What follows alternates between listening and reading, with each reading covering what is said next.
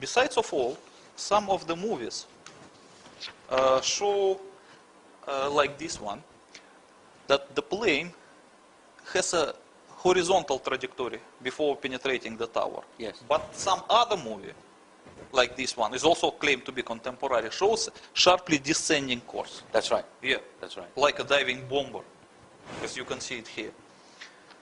So, even the different footages, they do not correspond to each other.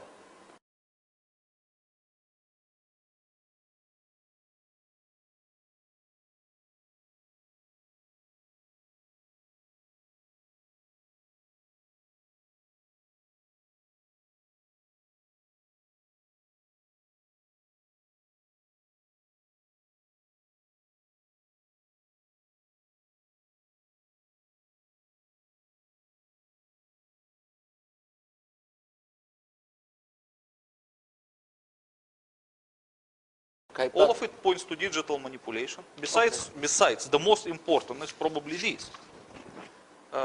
We can better see it here. You can see the form of the impact hole. Yes. Does it look like made by the plane? It is two straight cuts, Well, including the ends of the wings and the end of the tail. And who can believe that such a perfectly straightly lined hole is made by the aluminium plane? You make your point well, but you ask who can believe. We'll come back to this photograph in a moment, but some people did believe. For example, the commissioners who wrote the report accepted that the plane penetrated the exterior wall of the World Trade Center. Why would they do that? The American government was put in very awkward position after September 11 events, because they demolished the twin towers, and they cannot explain to the general public why they did demolish them. That's why they have to invent some cover-up story. It doesn't look plausible, but it is the best they could do. Okay, let's come to that. Let's deal with the claims of the book in respect of the planes.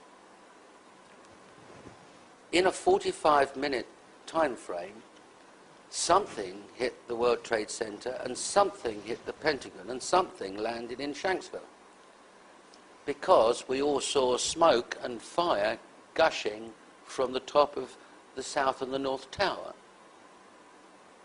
We're told in the report that the kerosene or the aviation fuel caused that fire, and that weakened the structure of the building, and that caused the building to fail and to collapse. Yes, this is the official claims of September 11 Commission. But you have to understand one thing, that the combustion temperature of a fuel, of a kerosene, is not enough to melt the steel. And the best proof of it is the same photograph we were just talking a couple of minutes ago, this one. Yes. As you can see in this hole, a few minutes before the tower began to collapse, there is a woman here. Yes. And she was, she was identified as Miss Edna Cintron. So how could she stay there alive if the temperature was as high as to melt the steel? Well, let's put that in perspective. Kerosene burns at 650 degrees, and the temperature required to melt the steel is 1800 degrees. I think so, yes. And in fact, to bend the steel is nearly 1000 degrees to weaken it.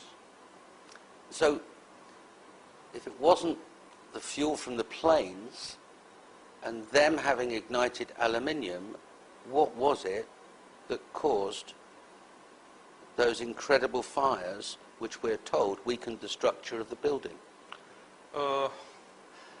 You know that actual fires in the building, they had nothing to do with the tower collapse. The tower collapse was caused by something different than the structure, because as you can see, by the time that the towers begins to come down, the fire was almost over. Okay, well, because all kerosene which supposed to be from the plane was already burned out by the time. Because if there was a plane, the kerosene would have burned very quickly. Even it was the plane or the kerosene was put there in the barrels, it doesn't matter. It was burned out by the time. So by the time the tower began to collapse, the kerosene was no longer available. Okay. And first of all, and don't forget that the tower that was hit first by the plane collapsed second, Yes. and the vice versa. Yes. In fact, the South Tower was hit at 9:16 and collapsed at 9:59. Yes, The North Tower was hit first at 8:46 and collapsed at 10:27. yes. Let's go on to the Pentagon. The extraordinary claim in the book is that the Pentagon was attacked by a missile. Yes. In fact, you identify exactly which missile it was. Yes. It was the Soviet-made Granit missile. Tell us about this missile. Okay. I may have a picture of it. Oh, you better see it here. You can Yes. see. This is the picture of this missile while still at the factory. And you can even see the red banner behind it, which says glory to the Soviet working class. Yes. That means it's still from the Soviet time. And this picture seems to be legally taken because it was a top secret weapons and no picture was available. Okay. But okay, we have good luck that we have it. As you can see, that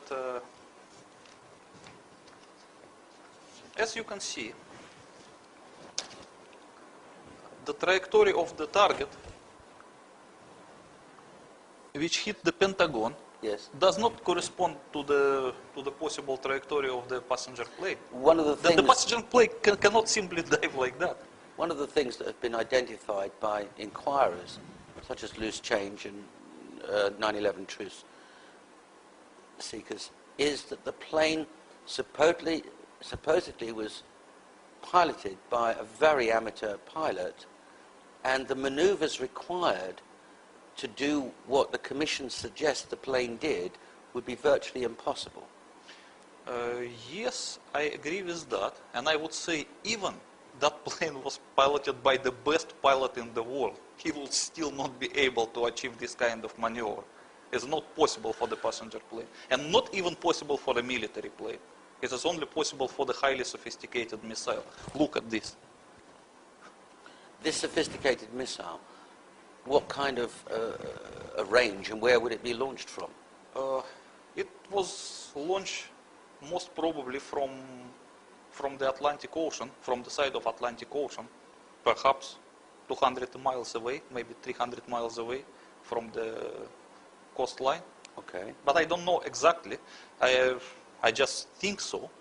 Because first of all, that by the reaction of the American officials, you can see that they send immediately their fighters towards the Atlantic Ocean after the Pentagon was hit in order to prevent Yes. further attacks. Yes. in So fact, it was a seaborne attack, definitely. And because Granit is basically anti-ship missile, so it should be launched from the sea. Okay. And even you can see by the way it approached the Pentagon and hit it is the typical behavior of the anti-ship missiles, because it attempted to hit the Pentagon at the waterline level, which is very typical for this kind of missiles. Right. Without damaging the lawn or crashing into the ground No, or as bouncing. you can see at the lawn. This is another picture. Look at this one. The lawn is pristine. It's like you can Yes. play golf on it, even after the hit of the missile. And what would this missile weigh? Sorry? What would be the weight of this missile? I How don't- heavy would it be? Oh, how heavy. It is a very heavy missile. It weighs over 7 tons. 7 tons. 7 tons. And it is very thick. It's made from steel, and it is very thick. So it's like a flying tank. Okay, so this armored missile Yes, it's heavily hits the armored wall missile. of the Pentagon. And very fast also. It has speed over 2.5 Mach. So this is like a giant bullet. Extraordinary. Yes. Extraordinary. So it hits the outer wall of the Pentagon. Yeah. The inertia takes it through the other side of that wall, Yes. ring A, Uh-huh. and then into ring B, out of ring B, Yes. into ring C, and then finally stopping at the other side of D. Yes, as you can see in this picture, it managed to penetrate at least 6 capital walls of the Pentagon. Which, And let's look at the exit hole. yes, with their holes. Yeah, look at this hole. Does it look like a hole made by the plane? Your position is that it couldn't be a plane, No, no way. and there definitely was this missile. Of course.